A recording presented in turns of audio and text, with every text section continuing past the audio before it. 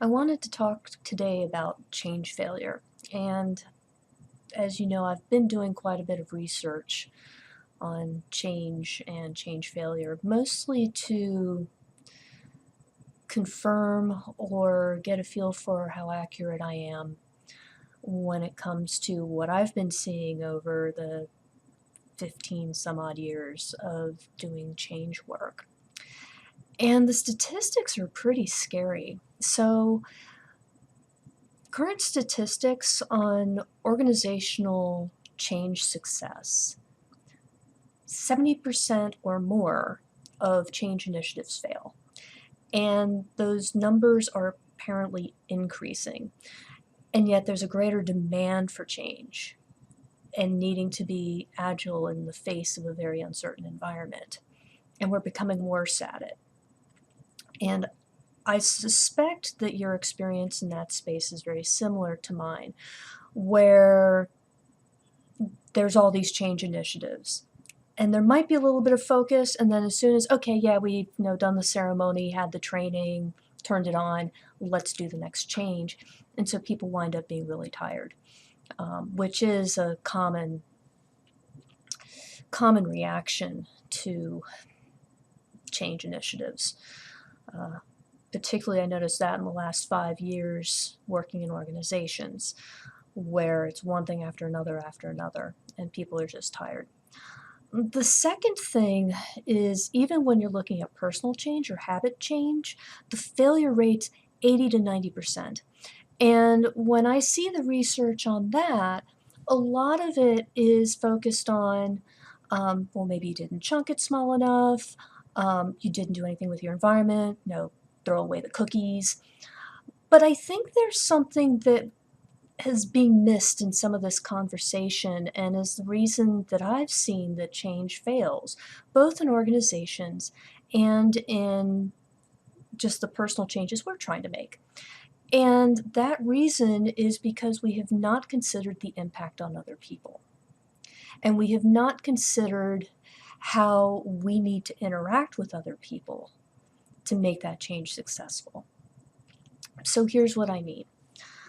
When I talk about we haven't considered the impact on other people, in an organizational sense, I've often seen it as, okay, well, we're going to do the stakeholder matrix, and we're going to, and then as a trainer, you're looking at it in terms of, okay, who are my audiences? What's the change going to happen?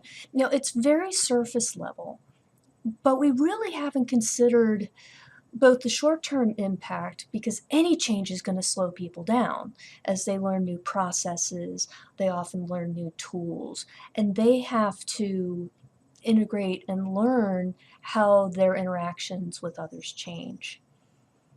That's a layer that we don't normally get into when it comes to organizational change. And then on a personal level, when many of us approach change for ourselves, like the New Year's resolution, we're thinking about the behaviors and the changes we need to make personally without considering how this impacts others. So, for instance, I actually had this conversation with my better half last night. I'm thinking about changing up some of the things that we eat. We've gotten a little sloppy with our diet. And the thing is, if I was going into this the way I typically go and have typically gone into things, it's like, okay, well, I'm just going to change my diet and, start eating vegetables and all that. There's a possibility that that could get derailed pretty quickly, because maybe on a day I want a salad, he wants pizza. And I like pizza. Well, how easy is it going to be for him to derail me from the salad to go eat pizza? So the changes that we make for ourselves tend to have a greater impact on others. And it's the same thing when you're looking at even family and friends or people outside. And again, I'm going to use food as an example. Uh, there's a social component around food. And going into food situations where, no, well, I can't eat this, I can't eat this, I can't eat this, it's good to set boundaries, but it does have a social impact. And so that's something that often we don't consider. And I know for myself, if whenever I've made changes and those changes haven't stuck, part of it's me, a healthy part of it's me, but some of it's also how I'm interacting with the people in my environment. Because like a lot of humans, I want to belong. Um, if it's this health, no, now for me, if I'm changing my diet, I'm doing it more to make myself a little healthier. I don't have medical issues. I'm not trying to lose a ton of weight. Um, and I'm fortunate enough to not have food addictions and that sort of thing. But it is still worth considering how your personal change is going to impact others.